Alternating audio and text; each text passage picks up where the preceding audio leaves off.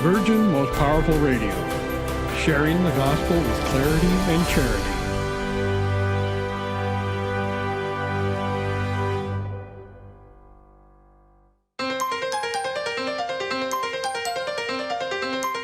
And now, Virgin Most Powerful Radio is pleased to present Hands-On Apologetics with renowned Catholic author and apologist, Gary Michuta.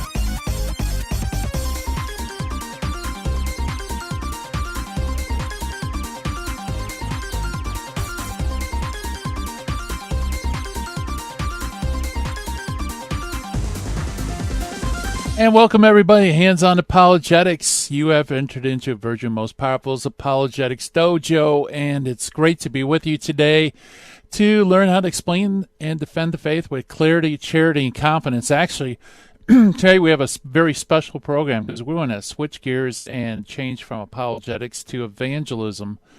And our guest today is, if I remember correctly, I believe he was the very first guest to come on Hands-On Apologetics way back when, a couple years ago, and it is none other than Steve Dawson of the St. Paul Street Evangelization Organization.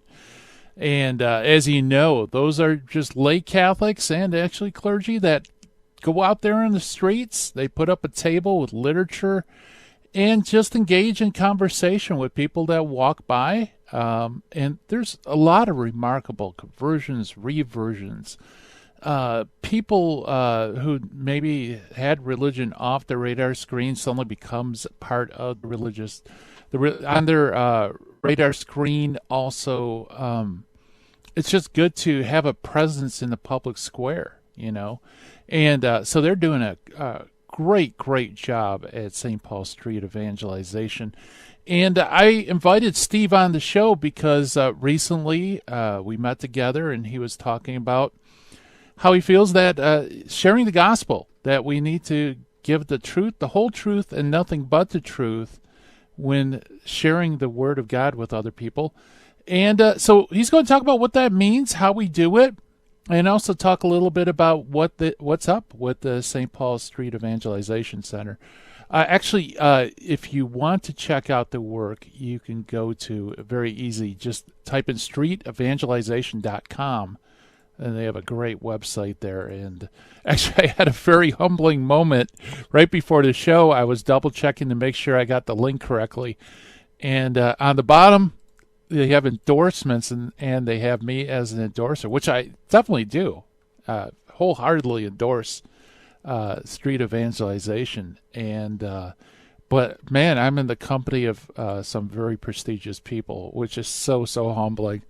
But anyway, he'll be coming up on the other side of the break. Also, we do our Finding the Fallacy, where we kind of sharpen our critical thinking skills so we can spot bad thinking and bad reasoning. And that today's Finding the Fallacy is the appeal to tradition. Again, one of those fallacies that trip up people every now and then, and we'll get into that. Also, we're going to meet a great early church father today, and that is none other than Pope St. Leo the Great, and fascinating figure in the early church. Lots of interesting things to say about him and his work, and also an amazing apologetics resource as well. So, got a great show in store for everybody. I hope everybody's doing well. In fact, let me welcome all of you watching Facebook, YouTube, live stream, also on the other platforms. Hello, everybody. Welcome aboard. Welcome to the dojo. It's good to see familiar names. I was actually reading the chat room before the show, and it's cool. We have our dojo posse here. You know, and and hello, Pauline.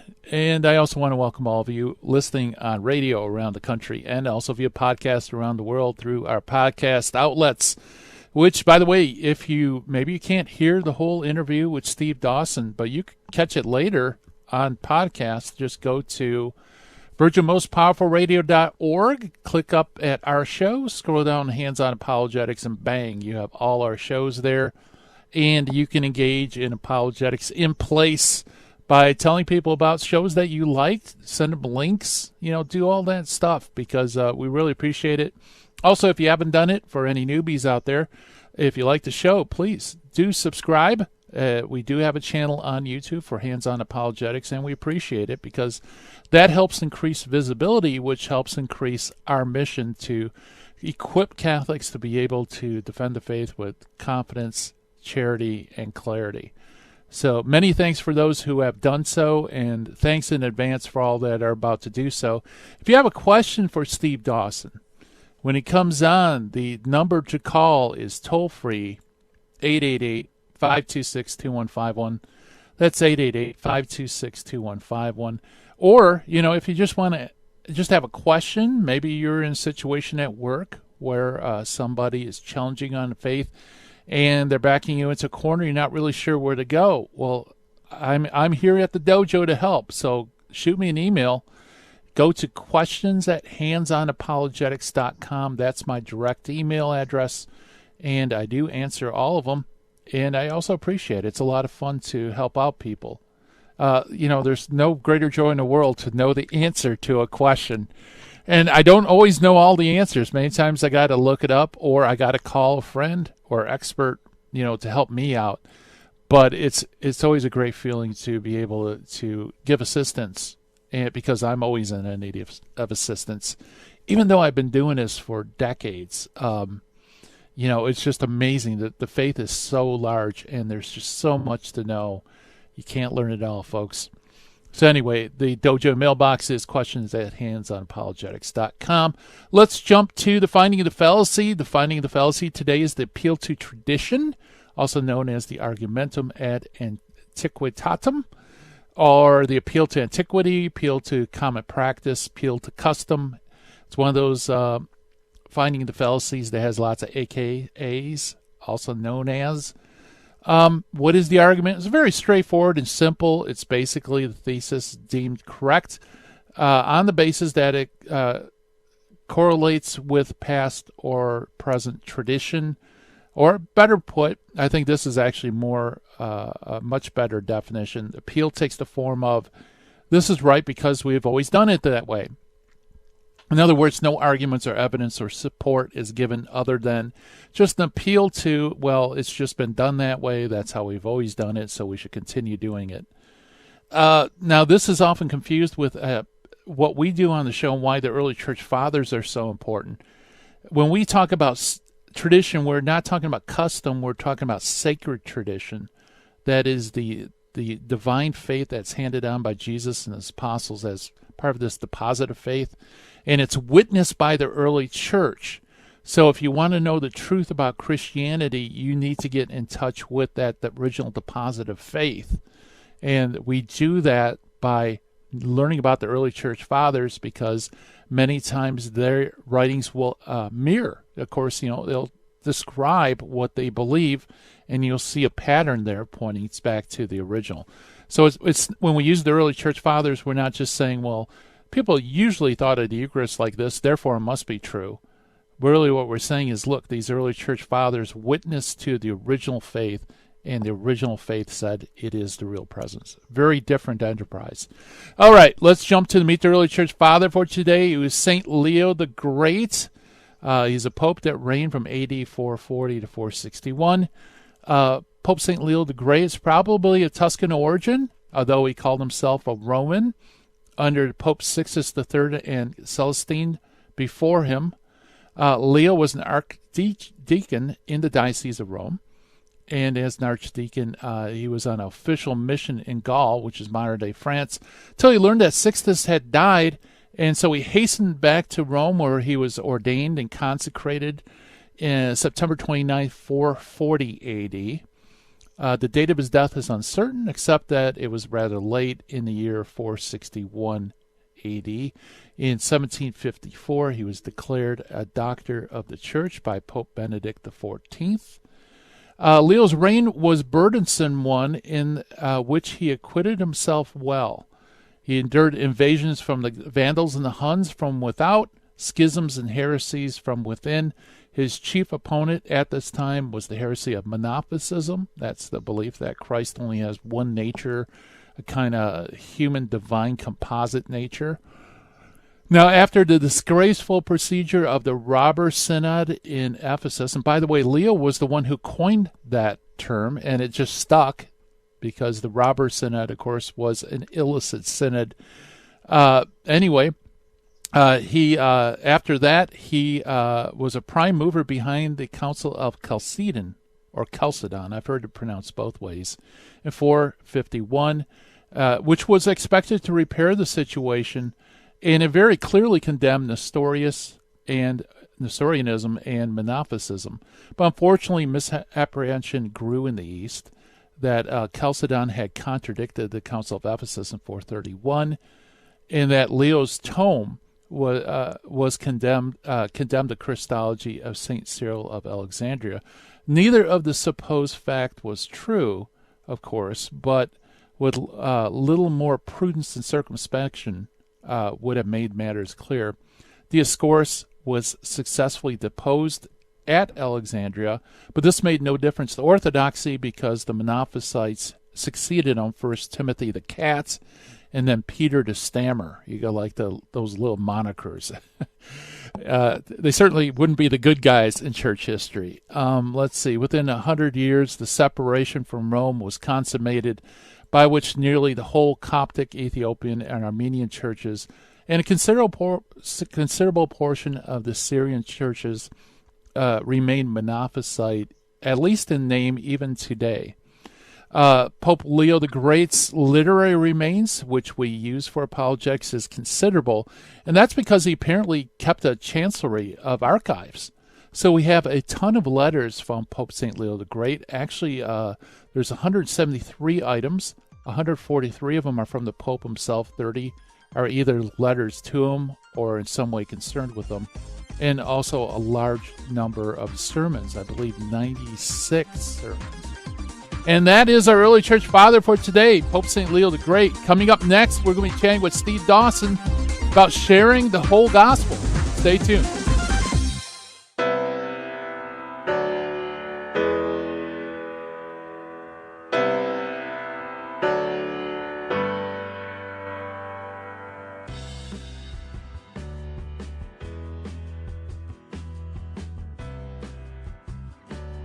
Leviticus 11:44 says, "Consecrate yourselves and be holy, because I am holy." St. Vincent Pallotti said, "You must be holy in the way God asks you to be holy." God does not ask you to be a Trappist monk or a hermit. He wants you to sanctify the world and your everyday life. May God show us the path to holiness and help us to follow it all the days of our life.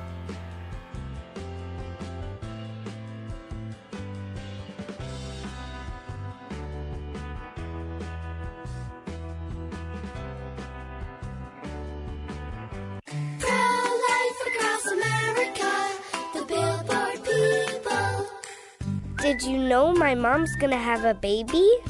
She is? Will it be a boy? Or will it be a girl? We don't know yet, but we heard the heartbeat and my dad said this is gonna be someone very special. You mean like being a president? Or maybe a doctor. Well, probably maybe like a singer or dancer, I think. Hello, my name is Marianne Koharski. I'm the director of Pro-Life Across America. We know that every baby is a miracle and has the potential to do great things. If you know someone who is pregnant or in need of alternatives or assistance, or would like to support the work of Pro-Life Across America, please call 1-800-366-7773 or visit our website at prolifeacrossamerica.org. Pro-Life Across America is non-political and totally educational. Pro-Life Across America, the Billboard people. This is Terry Barber. I want to thank you for your support here at Virgin Most Powerful Radio. Here's an easy way to do it. If you're going to sell or buy a house, call Real Estate for Life, 877-543-3871, because they're going to get you a Christ-centered agent to purchase your home or to sell your home. And at the close of escrow, a portion of his commission goes right back to Virgin Most Powerful Radio. Call 877-543-3871. Thank you so much for your support. Now, back to Hands-On Apologetics with Gary Machuda. If you'd like to join the conversation, call 888-526 2151. Here's Gary. And welcome back, everybody. Hands on Apologetics. And yeah, apologetics is the focus of this program, but apologetics is really the forerunner to evangelism. We want to remove obstacles in order to make people open to hearing the truth.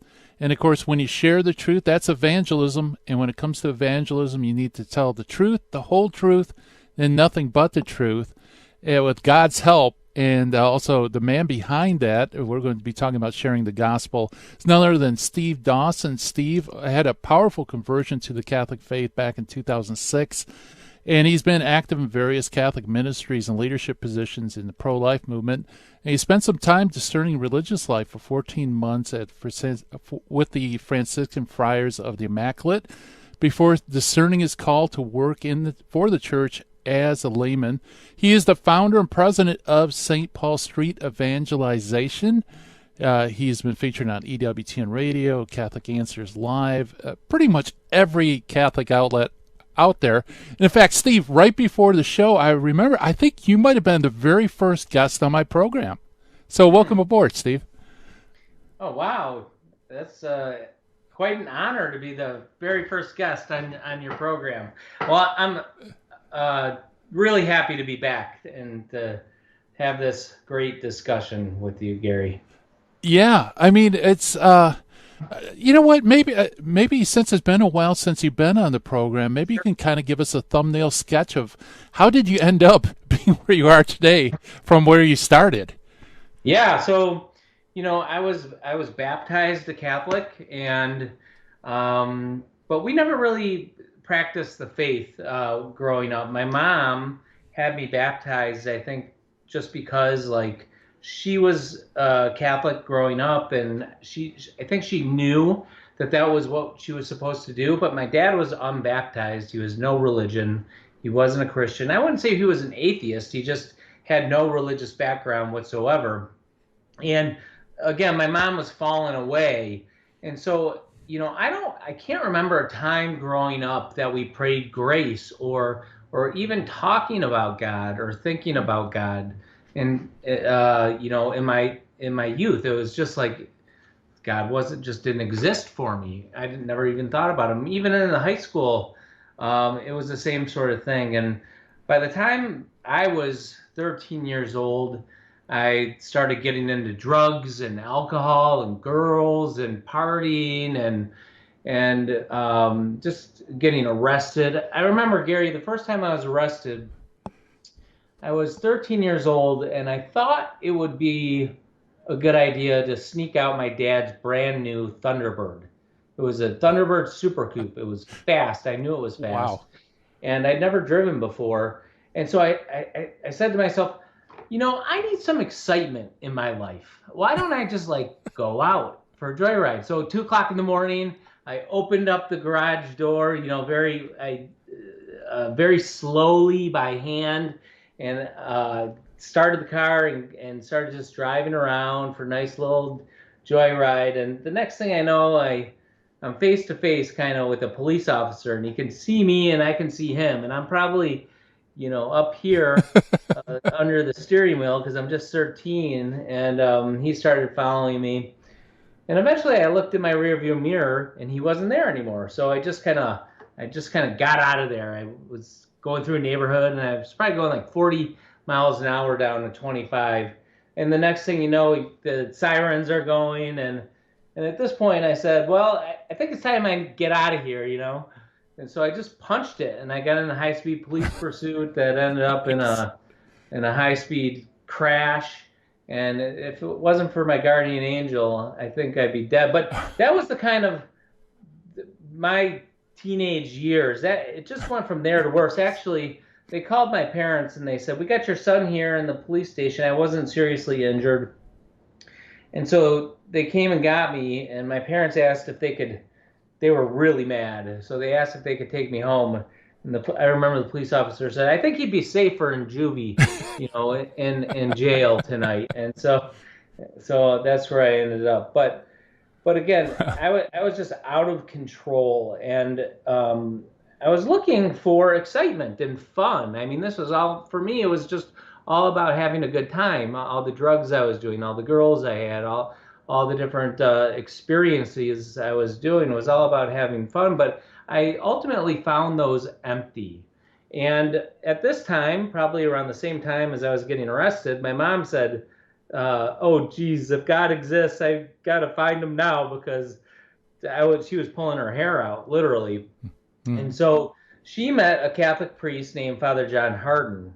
And I'm sure you know Father Harden. And he kind of discipled her back into the faith. Wow. And then she tried to transmit the faith to me, but by this time I was gone. I was like 16 years old. I just didn't want to listen to it. So, but through Father Harden, my mom met Cardinal Burke and Mother. One day, Father Harden was Mother Teresa's spiritual director at one point, and Mother Teresa called my house looking for Father Harden. My sister said, "Mom, Mother Teresa's on the phone," and my mom was like, "What?" And then Mother Angelica has been at my house and different cardinals and things like that when growing up. But I just thought these were crazy people. You know what I mean? Like, who's this crazy nun in this habit?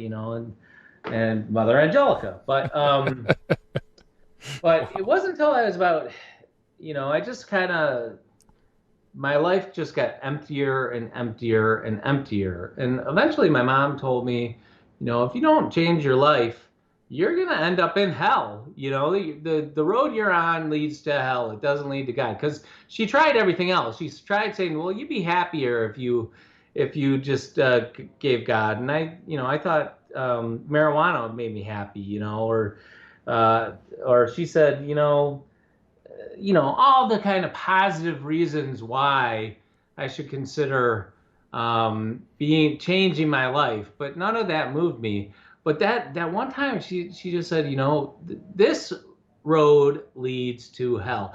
And I didn't really believe it. I pushed it back and I said, whatever, but that kind of stuck in the back of my mind. And then I started, well, if we do live forever, if God really does exist, and this life is just really short, I better, put some serious thought and maybe even study. So it was really a grace from God of fear of the Lord, which is the beginning of wisdom, kind of got me moving.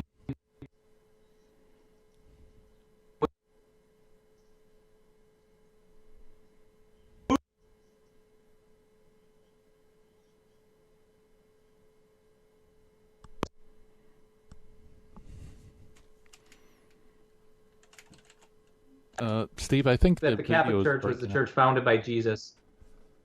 Oh, you're back. Oh, I'm sorry. That's okay. You're back. It kind of cut out a little bit.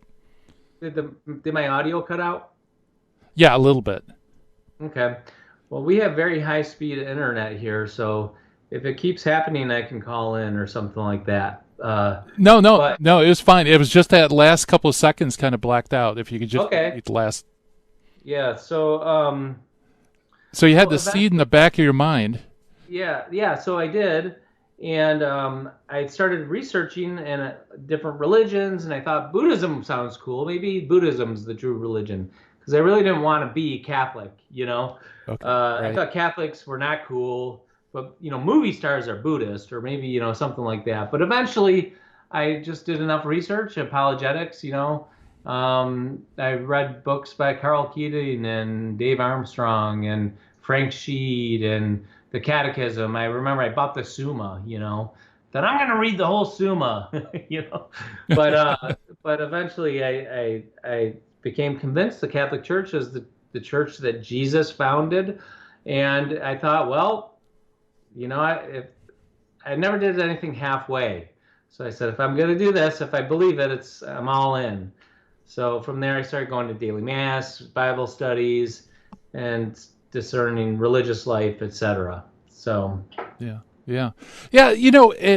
If I wonder if your experience is the same as me, because that's when life really became exciting. Is once I started, going out there and talking about the faith, and I'm having more fun now than I ever did in my entire life. And it's because I'm doing more and more apologetics and evangelism than I've ever done. Yeah. Yeah. Well, if you want to, I know for me, early on in my conversion, I had a lot of zeal, and I still have zeal, but I had a lot of zeal, and and I was doing everything Catholic. I was, doing 40 Days for Life, and I was doing Bible studies and helping out at the church and doing volunteering work, but I kept hearing the call of evangelization, new evangelization. We got to be evangelizing. And I said, yeah, that's great. How do you do this? Because there's a lot of, people talking about evangelization. But at that time, I didn't know anybody who was actually doing evangelization. I mean, except if you just believe that evangelization was just kind of like being a nice person, or working at doing something at a soup kitchen. And I did soup kitchen, but to me, I looked at evangelization in the scriptures and in the tradition and the history of the church compared to what I saw was happening in evangelization in the church today, and there was a disconnect there. And now I know there are people, and there have been people that were doing evangelization who have been doing real direct on the ground evangelization, but I didn't know anybody. I personally didn't know anybody. And so, because when I look in scripture, I see two main types of evangelization. We see what I would call relational evangelization, where, you have Jesus and he forms relationships with his disciples and he lives with them for years and teaches them, right? And then you see direct evangelization, or what we call street evangelization, where John the Baptist or even the prophets of old would go out into the public places and proclaim the good news. We see this in Jesus's ministry, the Sermon on the Mount, or when he sent the 72 into the towns and squares and villages to proclaim the gospel, or in Acts of the Apostles, Peter and John in Acts chapter 3 are proclaiming the gospel in the public and they get arrested, or Paul in the Areopagus. Or if you go through, and so it's throughout the scriptures. I would even say in a lot of ways, this direct evangelization, the street evangelization type of evangelization, is more prevalent in the scriptures than the relational evangelization. Is just kind of like, it's there, but it's kind of just mentioned, as just in passing. So it seemed to me that the direct evangelization, at Pentecost, when they're out there preaching and 3,000 converts happen, that is what leads to the relational evangelization. What you could talk about, Mark. Very good. Yeah, we're chatting with Steve Dawson of St. Paul Street Evangelization. More to come on the other side of the break, folks. Listen to Hands on Apologetics. Stay tuned.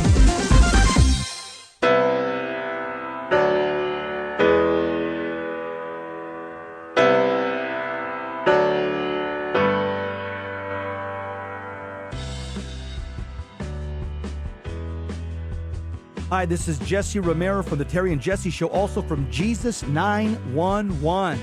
Let's face it, we all need to use the internet, but we need screen accountability. Why? Pornography is a huge problem, especially on the internet. And every time we tap into the internet, we get bombarded with images and temptations that degrade our humanity. So we need Covenant Eyes to block these pornographic sites and advertisements from infiltrating our lives. Covenant Eyes helps us take custody of our eyes and custody of our intellect. So I recommend you go to covenanteyes.com and type in the promo code VMPR to support the network. Protect yourself and your family from the imminent threats on the internet. www.covenanteyes.com, code VMPR, live porn free. Thank you for listening to Virgin Most Powerful Radio. Thank you. God bless you. Keep the faith.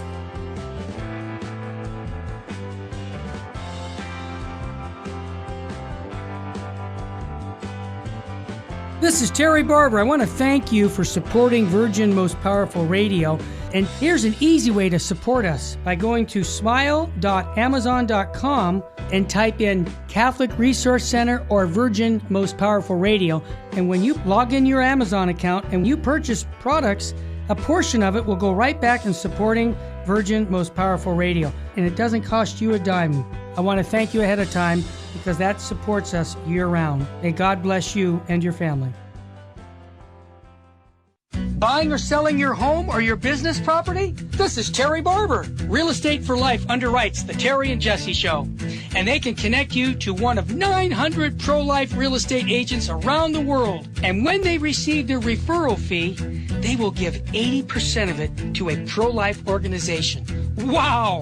That's 80%! realestateforlife.org, 877-LIFE-US1.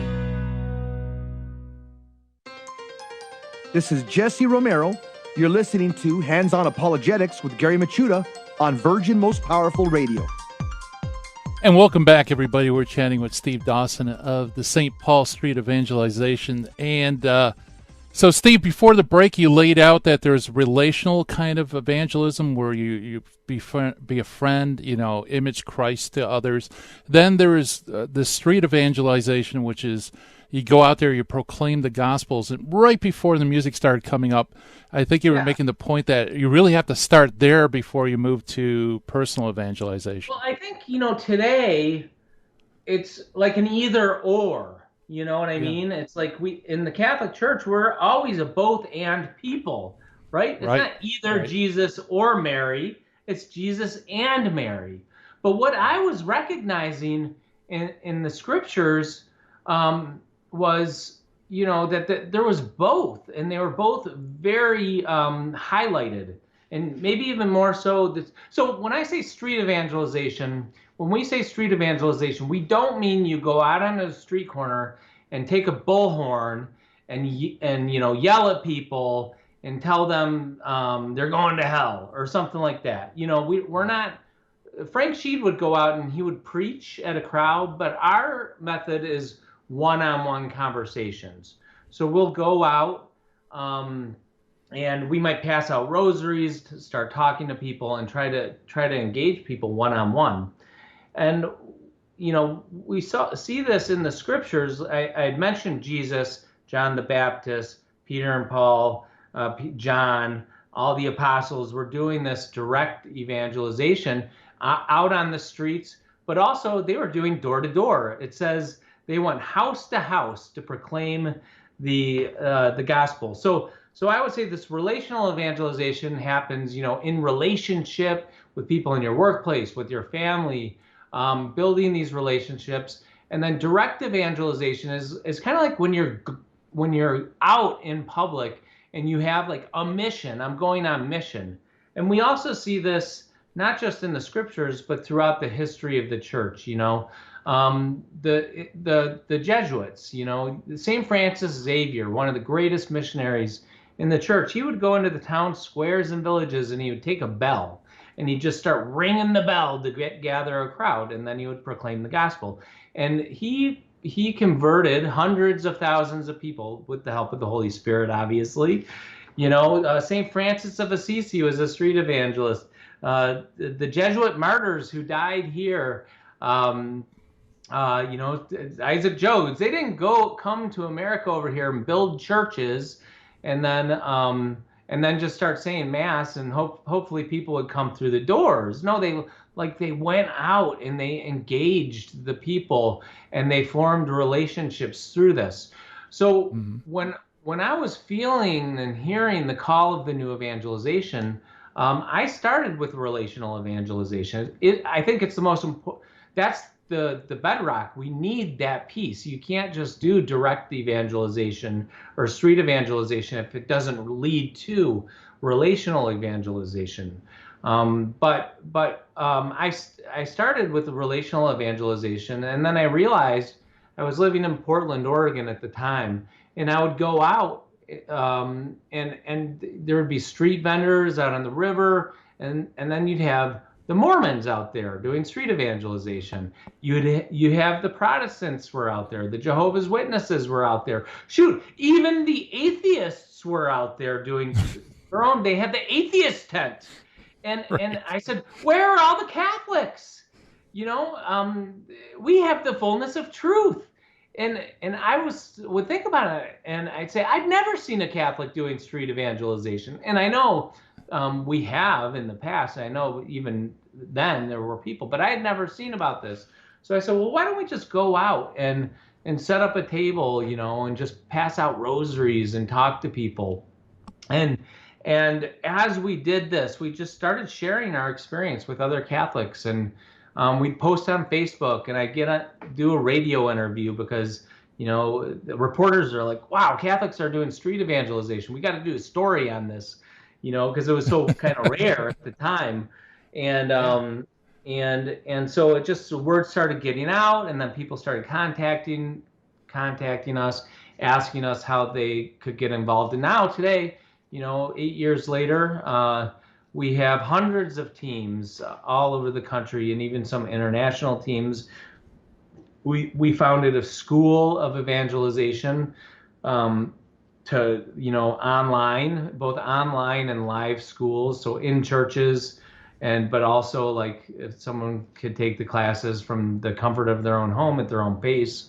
And we even are in the process of founding a religious order, what we hope one day to become a religious order called the St. Paul Society of Evangelists. We hope to have brothers and priests and lay people. We've got a couple priests interested right now in joining. We're just waiting on some permissions from bishops, how that goes, and some brothers, and because we need, again, today an order. Lay people doing evangelization is great, but to have a whole religious order of people who have given their lives to the work of direct and relational evangelization is needed in the church. So we got a lot going on, and it's exciting, Yeah, you need that charism, don't you? Spiritual charism for the group to direct it. Otherwise, it just becomes an organization, and you know how well committees work on the parish level, Yeah. You really do need that charism to kind of hold everything together. Yeah. But today, I used to go into, when I give a talk at a conference, you'd have a few hundred people there, and I'd ask the question, this is early on, I'd ask the question, how many of you out there have ever been out in public and seen Catholics evangelizing, like randomly? And almost no hands would go up, And then I say, well, how many of you have seen Mormons out there? And it's like every hand goes up. How many of you have seen Jehovah's Witnesses? Every hand goes up, And but the good news is today when I give a talk, a lot more hands go up. How many people have ever been out? How many of you have ever been out and seen Catholics doing evangelization? And that is growing, And then I say, well, how many of you have seen Catholics who aren't part of St. Paul Street Evangelization doing evangelization? And a lot of hands go down, but not all the hands go down, which means it's not just us doing it. I think one of the things that we add to the church is we don't need to do everything ourselves, but I think we've been able to be an inspiration to the church body to help people to understand that you don't just put evangelization in this small little box, which means it's a parish program that you run. I think more and more over the years, more and more people have come to realize that we need to open wide the doors and not just wait for people to come to us, but get out into the communities and actually work with people and talk to people and be intentional about evangelization. So that's really great. Yeah, absolutely. And I could verify that you really have, kind of shown the way for this individual evangelization.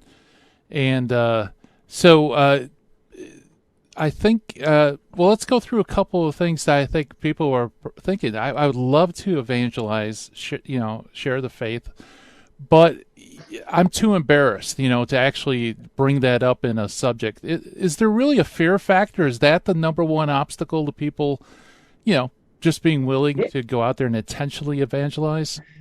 Yeah, I mean, the first time I did, especially, intentional evangelization. Like I was thinking to myself, all right, God is calling me to share the faith. I want to do it with someone.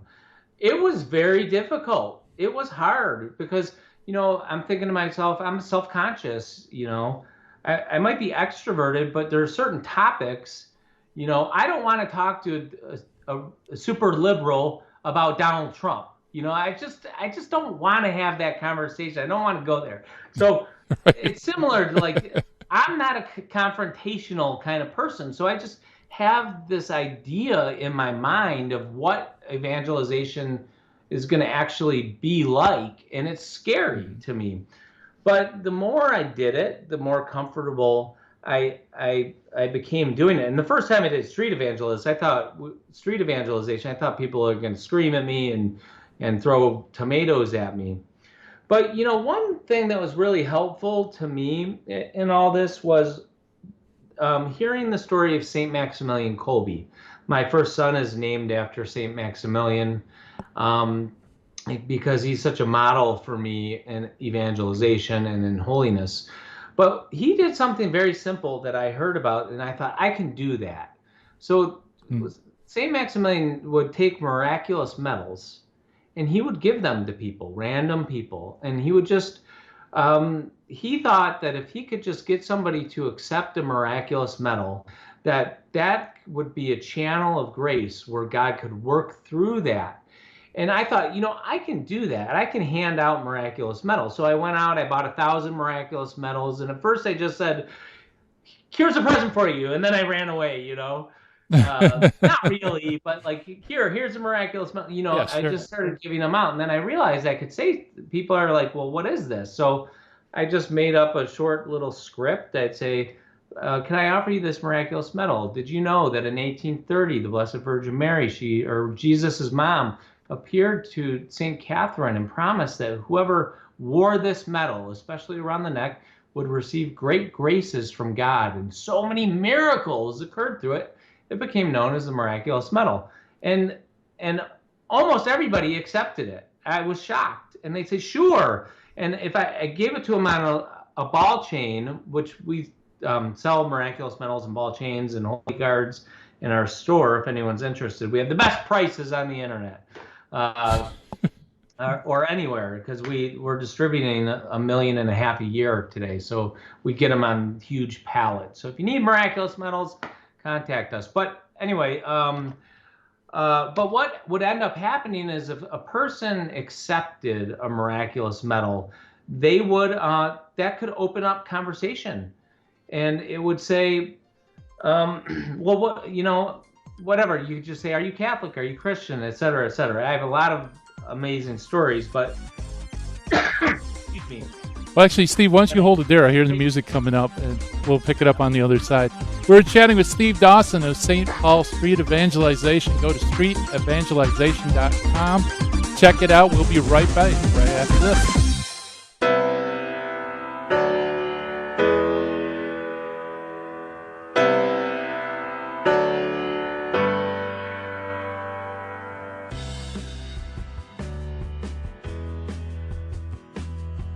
Hi, this is Jesse Romero from the Terry and Jesse Show, also from Jesus 911.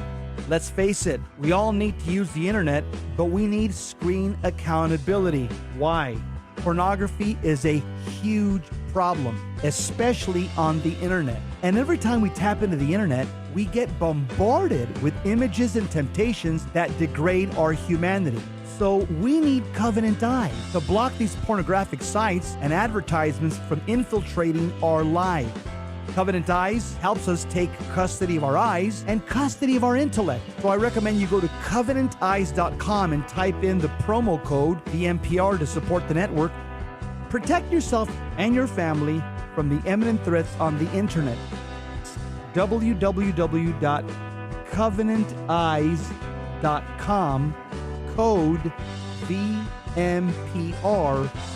Live porn-free. Thank you for listening to Virgin Most Powerful Radio. Thank you. God bless you. Keep the faith.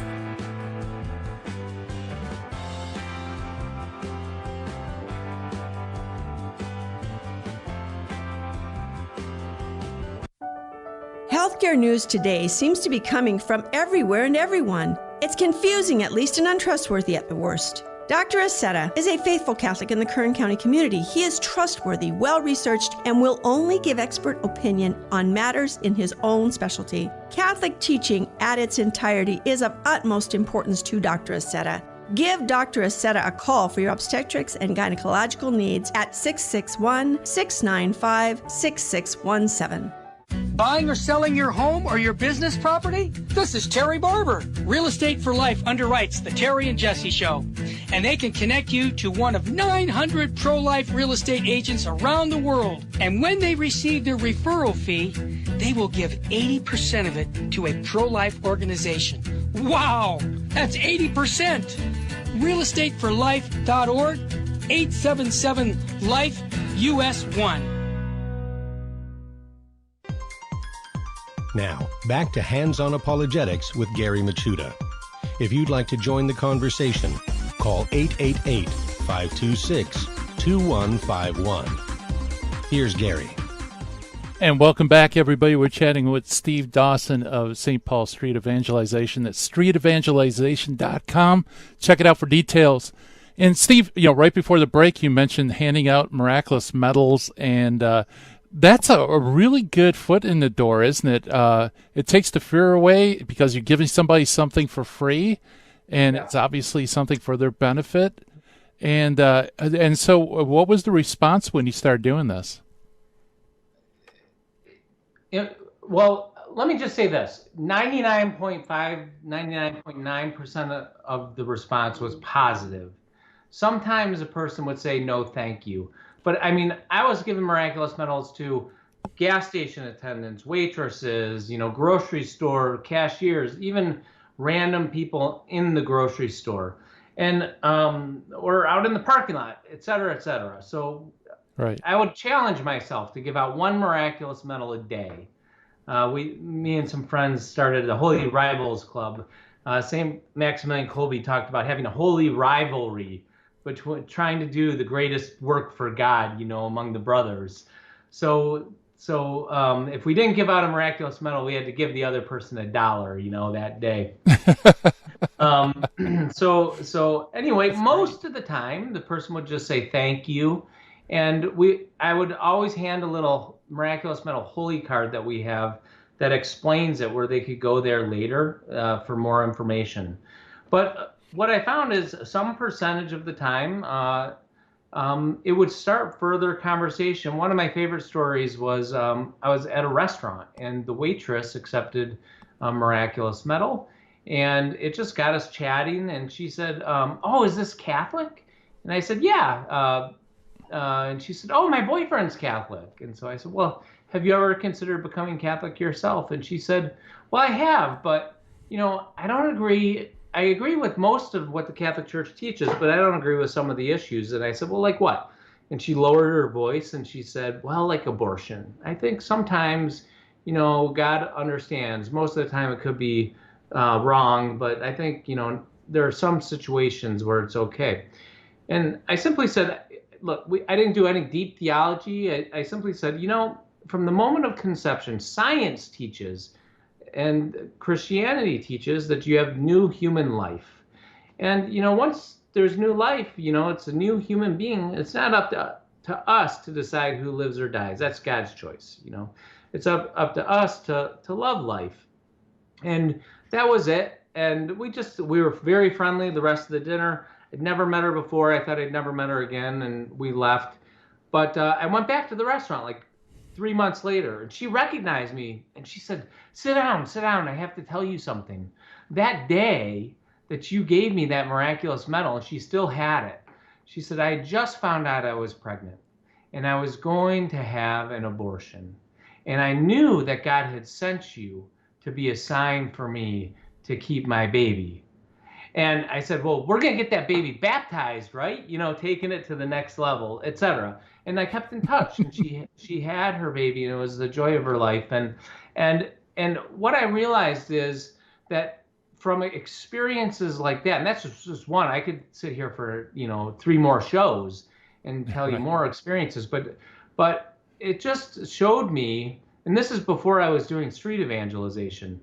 This was proof to me that God could use 2-minute random encounters with people that you had never met before to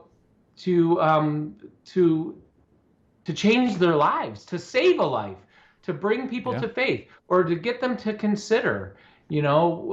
We just another quick one. We had one of our teams out there, and the reason I tell you this one is it just happened recently. I just found out about it. One of our teams was set up at a market. They had rosaries on the table, and this little girl said, "Can I have a rosary, Mama?" And they said, "Sure." So she took the rosary, and the little girl that asked for the rosary was adopted from Africa, and she kind of was like knew the rosary somehow, even though she was 2 when she was adopted. So the parents started researching about the rosary, and that they contacted the adoption agency and asked if she was Catholic, like the child was Catholic. And so this got this whole thing started, and they said, well, maybe the parents said, and they were not Catholic. The parents said, well, maybe we should put her in Catholic school. And so they took her to a Catholic school, and the sister was there, and they saw the sign that said RCIA. And the parents said, well, what's this RCIA thing? And they said, well, that's where people want to become Catholic. That's what the classes they go to. And the parents said, you can become Catholic? They didn't realize that it was something they could actually just do, Wow. I thought, well, I was born Baptist. I have to be Baptist. So then they went through RCIA. They're Catholic now. Wow. And that was simply because somebody was out there handing out rosaries. There was no conversation that even happened there in that experience. It ended up in a diocesan newspaper, the whole story. And I just found out about it, but the process started like 2 years ago. You know what I mean? Wow. So we just never know. Yeah. Thanks be to God. Yeah. Yeah, so I mean, God is behind that impetus to share the faith, and many times you kind of have to trust, even though maybe, I think most times, at least in my experience, I don't know how yours is, Steve, but you don't get immediate positive feedback. It just seems like, oh, well, thank you very much. That's the last you see them. But you never know, like, what God has in store or why that particular connection happened. Sometimes he lets us see, like with your stories, but not all the time. Yeah, I mean, some of us are called to plant the seeds, and others are called to water them, and God makes the seeds grow, But actually, we're all called to plant the seeds, and we're all called to do some watering, and then God is called to do the growing, But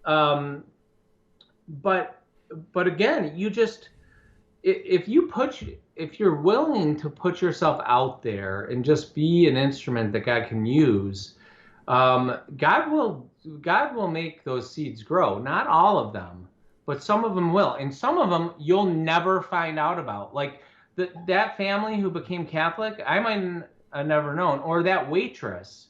Like if I hadn't gone back to that restaurant, I wouldn't have known the effect that had. So how many times are we doing evangelization and we just don't know? So that's, I think God gives us those little encouragements just to keep us going. He lets us see, But as Mother Teresa said, we're not called to be successful. We're called to be faithful. And as long as we're faithful, there will be success, but we might not even see it, And the other thing is, I like to encourage Catholics to just like be bold, like do it. Pick something specific to do. Get some miraculous medals and get the little holy cards. They could be ours or wherever. Go to your local Catholic bookstore and come up with a little thing and just make a commitment. I'm going to hand out one miraculous medal to a random person once a week or do something like that. And just because, the Catechism actually says in paragraph 1816 that that the disciple of Christ, in order to be saved, needs to evangelize.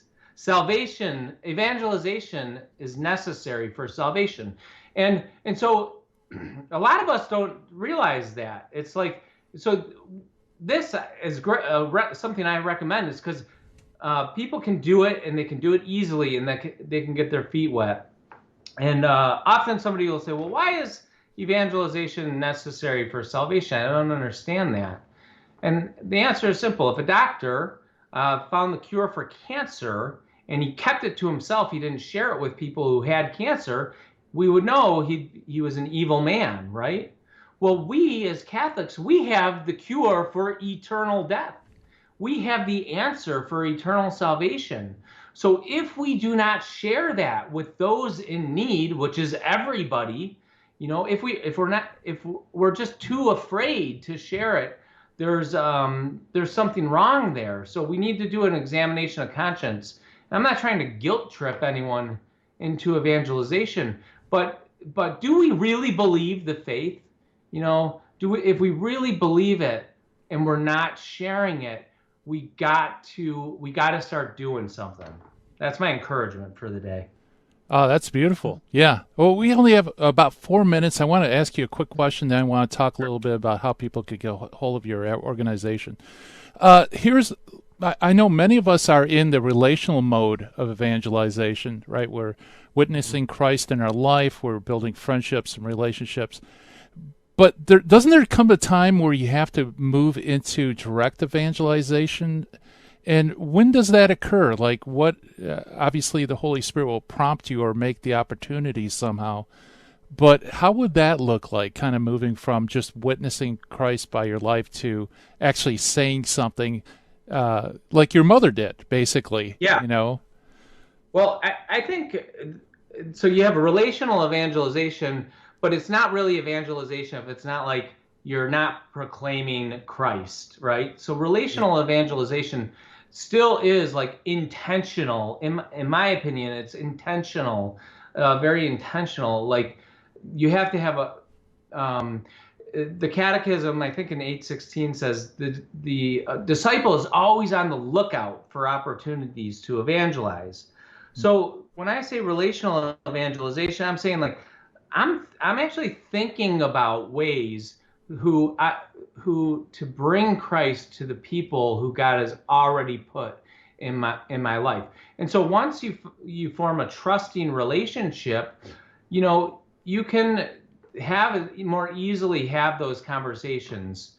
So yes, relational evangelization does need to be direct sometimes, but I would say it's not like forcing it, or it's not constant, you know. It's maybe dropping hints, praying, having the conversation once in a while, especially with kids and family members who are opposed, you know. My mom didn't talk to me about Jesus every single day, but she did occasionally. And so that's the answer to that question, I think. Yeah. Yeah, very good. Well, okay, well, you're doing such great work. How can people get in touch and plug into all the great stuff you're doing at St. Paul? Yeah, so streetevangelization.com is the easiest way. From the Street Evangelization website, you can find our School of Evangelization, and you can find our Society of Evangelists if there's anyone out there considering religious life dedicated to evangelization. Or we need evangelists. We have evangelists all over the country, or you can start from your own. Easy.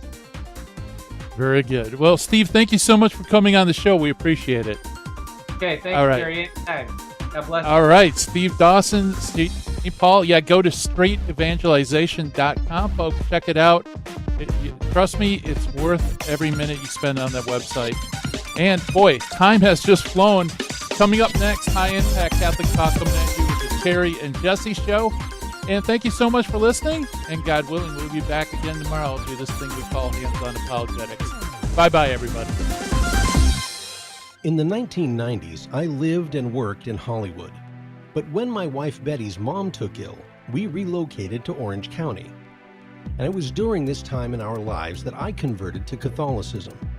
Once my eyes were opened to the truth, I couldn't learn enough about the faith.